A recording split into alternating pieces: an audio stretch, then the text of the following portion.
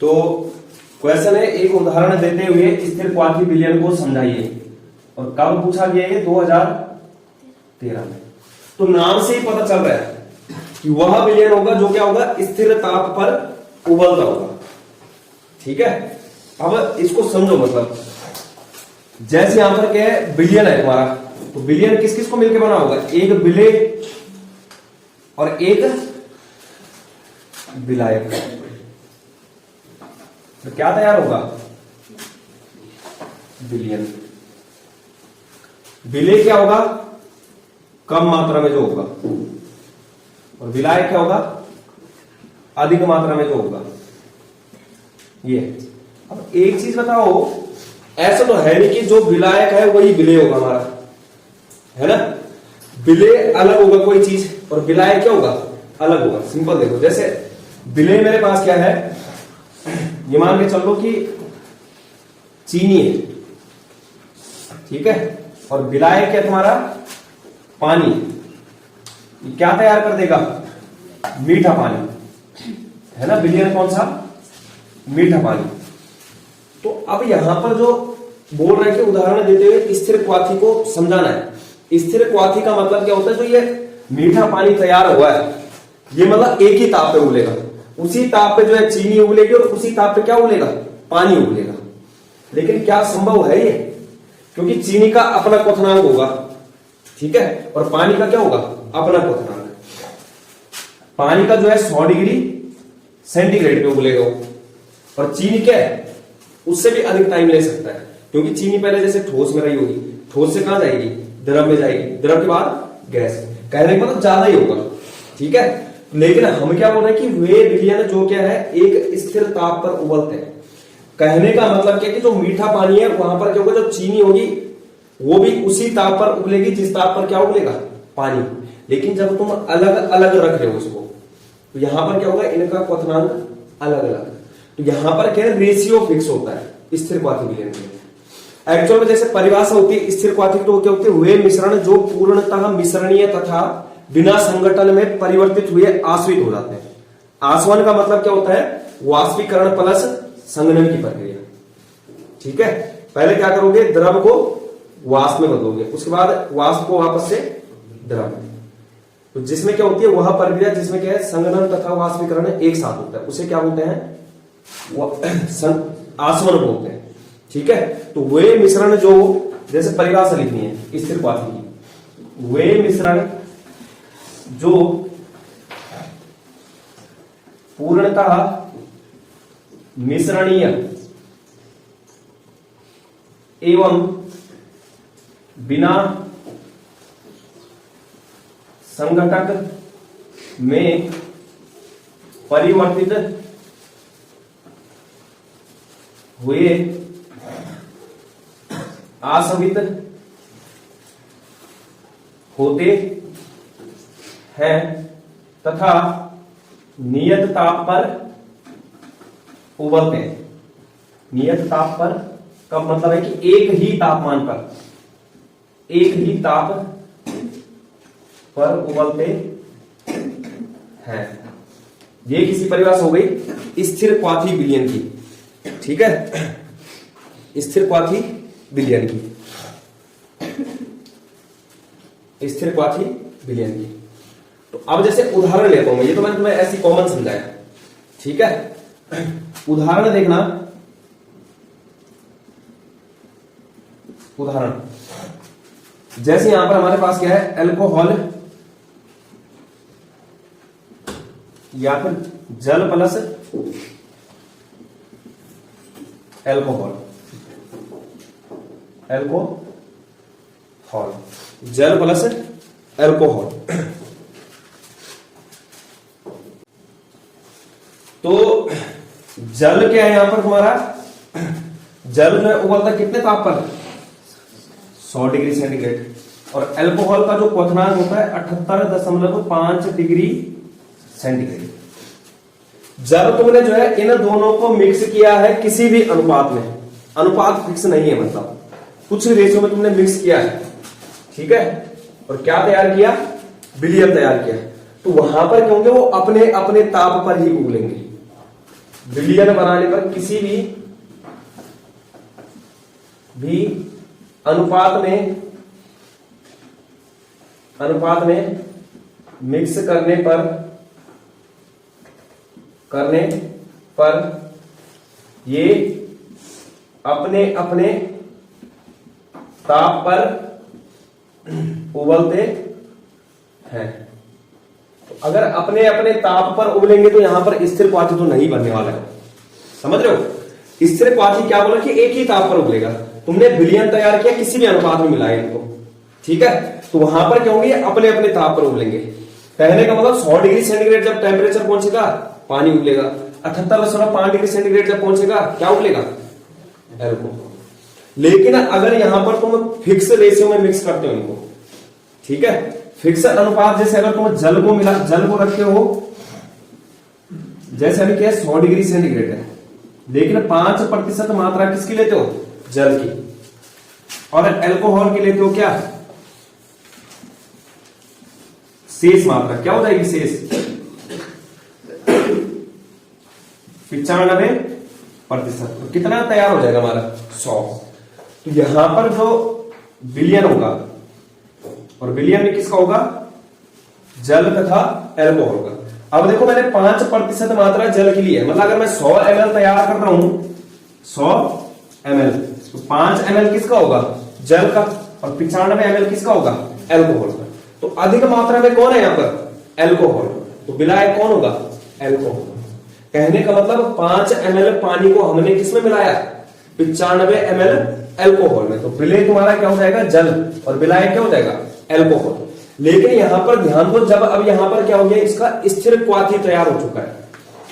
अगर अलग अलग 5 ml को उबालोगे तो उसने उतने पे उबालना, कितना, 100 डिग्री पे।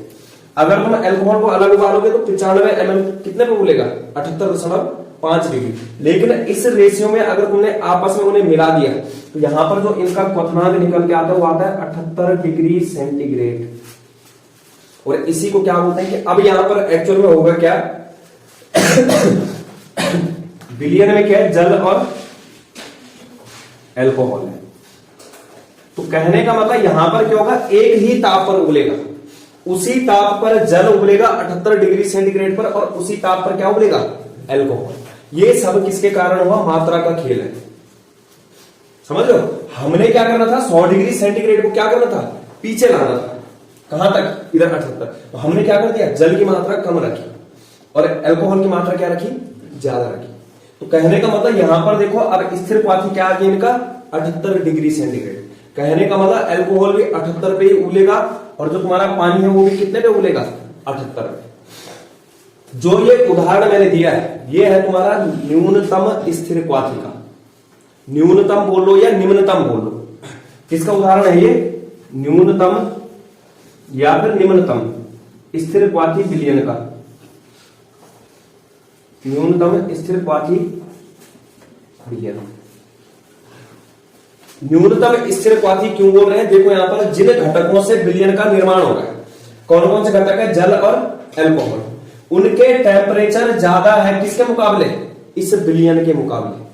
यानी कि अगर क्या तुम्हारा जिन घटकों से क्या बन रहा है, तुम्हारा विलयन स्थिर क्वाथी बन रहा है, तो स्थिर क्वाथी का जो क्वथनांक होगा वो क्या होगा, कम हो जाता है, किसके अपेक्षा, अवयवों की अपेक्षा। जिन घटकों से मिलकर के क्या है, उसका निर्माण होगा। यहां पर कितना है इसका, 100 डिग्री सेंटीग्रेड, यहां पर कितना, 78.5 डिग्री सेंटीग्रेड, यहां कितना होगा, दोनों से कम होगी, यानी कि निम्नतम आ गई, ठीक है। तो तुम लिख भी सकते हो, वह विलयन होता है जो अपने संगठक अवयवों के क्वथनांकों से कम ताप पर उबलता है, वह विलयन होता है न्यूनतम। वह विलयन होता है जो अपने संगठक अवयवों के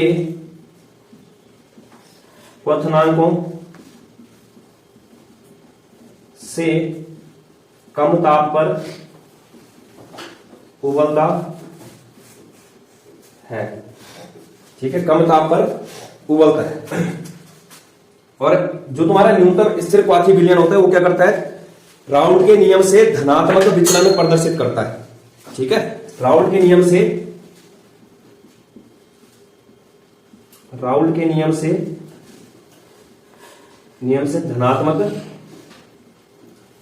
विचलन दर्शाता है। अब इसको जैसे ग्राफ में समझ लो, है ना, डायग्राम की सहायता से। यहां देखो एक्चुअल में जैसे क्वथनांक होता है, तो किसी द्रव का क्वथनांक क्या बोलते हो, जब उसका वाष्प दाब किसके हो जाता है, बराबर हो जाता है उसके वायुमंडलीय दाब के बराबर। तो वहां पर क्या हो जाता है कि वो क्या होना शुरू हो जाएगा, उबलना शुरू हो जाएगा। तो जैसे वायुमंडल इधर है कहीं, ये क्या है, वायुमंडलीय दाब है, वायुमंडलीय दाब। नीचे क्या है, यहां पर इस तरीके से यहां पर सरफेस है। तो अब जैसे जल है, तो यहां से होगा ये जल का वाष्प दाब, जल का वाष्प कितना है, जल का वाष्प दाब अपने उसके वायुमंडलीय दाब के बराबर होने में कितना टेम्परेचर चाहिए होता है, 100 डिग्री सेंटीग्रेड। ठीक है, तब जाके हम क्या बोलते हैं कि वो जल क्या हो रहा है, उबल रहा है 100 डिग्री सेंटीग्रेड। लेकिन अब यहां पर देखो अल्कोहल है, अल्कोहल का क्वथनांक क्या आ गया, कम आ गया। यानी कि यहां पर कम आने का कारण क्या है, तो यहां पर है अल्कोहल पहले से क्या है, जल के वाष्प दाब से ऊपर है। ठीक है, ये समझ कि यहां पर क्या है तुम्हारा अल्कोहल। तो इसको अल्कोहल पहले क्या है, इसका वाष्प दाब ऊपर जा रहा है। ठीक है, तो इसको जो है क्या है, उबलने में और कम तापमान चाहिए होगा। तुम देख सकते हो यहां पर क्या हो जाएगा 78.5। और जब तुमने क्या तैयार किया, स्थिर क्वाथी यानी कि विलयन तैयार किया, और कौन सा न्यूनतम स्थिर क्वाथी, उसको कितना चाहिए 78 डिग्री सेंटीग्रेड। तो ये प्लस की ओर कैसे जा रहा है, यहां पर इसको और कम चाहिए तापमान। यहां से लेकर विलयन का वाष्प दाब जो है उसके वायुमंडलीय दाब के बराबर होने के लिए कितना तापमान चाहिए, 78 डिग्री सेंटीग्रेड। ठीक है, यानी कम मेहनत करनी पड़ेगी यहां पर। ये क्या होता है, धनात्मक विचलन होता है। जो राउल्ट के नियम से क्या करते हैं, धनात्मक विचलन। अभी आएगा आगे आदर्श और अनादर्श विलयन, उसमें आएगा वो। तो यहां पर इस तरीके से तुम देख सकते हो।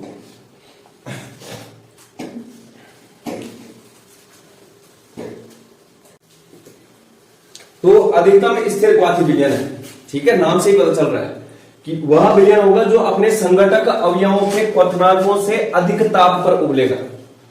अधिक, न्यूनतम का मतलब निम्न ताप पर। और दूसरा क्या है कि राउल्ट के नियम से क्या करता है, ऋणात्मक विचलन प्रदर्शित करता है। ठीक है, क्या करता है, ऋणात्मक विचलन प्रदर्शित। अब जैसे इसका उदाहरण देखो, उदाहरण H2O प्लस HNO3 है। तो H2O का क्वथनांक कितना होता है, 100 डिग्री सेंटीग्रेड। HNO3 का होता है तुम्हारा 86 डिग्री सेंटीग्रेड। जब तुमने इनको किसी भी अनुपात में मिक्स कर रहा है तो ये क्या करेंगे, अपने अपने क्वथनांक पर उबलने वाले हैं। लेकिन तुमने क्या कर दिया, रेशियो फिक्स है, मतलब स्थिर क्वाथी तैयार कर दिया कि वहां पर तुमने जो है ये मात्राएं इस तरीके से फिक्स कर दी कि वो दोनों क्या हो रहे हैं, एक ही ताप पर उबल रहे। जैसे यहां पर H2O अगर तुमने क्या दिया 32%, और जो तुम्हारी शेष मात्रा है 68%, वो किसकी हो जाएगा, HNO3 की। यानी कि तुमने अगर 100 ml तैयार करना है, कौन सा विलयन, H2O प्लस HNO3, जल और नाइट्रिक अम्ल का, तो 100 ml में से 68 ml क्या हो जाएगा, HNO3, और 32 ml क्या हो जाएगा, जल। तो वापस से जल क्या है यहां पर, विलेय है, और जो तुम्हारा HNO3 है वो क्या है, विलायक है। जब तुमने यहां पर, अब ये स्थिर क्वाथी तैयार हो चुका है, आगे जब विलयन बनेगा, विलयन किस किस का विलयन है, H2O प्लस HNO3 का, तो ये जो इनका स्थिर क्वाथी आता है वो आता है 120.5 डिग्री सेंटीग्रेड। जल प्लस नाइट्रिक अम्ल का स्थिर क्वाथी, और वो स्थिर क्वाथी कितना होगा, 120.5 डिग्री सेंटीग्रेड। कहने का मतलब जब अलग अलग थे तो 100 डिग्री पे जल उबलेगा और 86 डिग्री पे कौन उबलेगा, HNO। लेकिन तुमने मात्राएं इस तरीके से वहां पर फिक्स कर दिए कि जिसके कारण वहां पर वो क्या हो रहा है, विलयन। जब तुम उन दोनों का विलयन तैयार कर रहे हो तो वो एक ही ताप पर उबल रहे हैं, और वो कौन सा ताप है, 120.5 डिग्री सेंटीग्रेड। वह विलयन होता है जो अपने संघटक अवयव H2O का तापमान है 100 डिग्री सेंटीग्रेड, संगठक अवयव HNO3 का तापमान है 86 डिग्री सेंटीग्रेड। अपने संगठक अवयवों के क्वथनांक से अधिक ताप पर 100 से अधिक है 120.5 डिग्री सेंटीग्रेड, 86 से अधिक है 120.5 डिग्री सेंटीग्रेड। अब देखो इसको अगर तुम्हें यहां पर दिखाना है, ये कहीं क्या होगा, वायुमंडल होगा, वायुमंडल ये रहा। यहां पर अगर वाटर है कितने पे, 100 डिग्री सेंटीग्रेड, ये जल का है। यहां पर क्या होगा, HNO3 यानी कि 86 डिग्री सेंटीग्रेड। लेकिन यहां देखो जो तुम्हारा कौन है, जब तुमने विलयन तैयार किया किसका, जल प्लस नाइट्रिक अम्ल का, तो ये जल प्लस नाइट्रिक अम्ल कहां होगा, जल से भी नीचे और HNO3 से नीचे। अब यहां पर देखो 120.5 डिग्री सेंटीग्रेड किसका, विलयन का। यानी कि विलयन के वाष्प दाब को उसके वायुमंडलीय दाब तक ले जाने के लिए कितने तापमान की जरूरत है, 120.5 डिग्री सेंटीग्रेड। यानी कि टेम्परेचर क्या हो रहा है, यहां पर ज्यादा हो रहा है। ठीक है, इसलिए क्या बोलते हैं, ऋणात्मक विचलन प्रदर्शित करेगा। नोट डाउन करो इसको।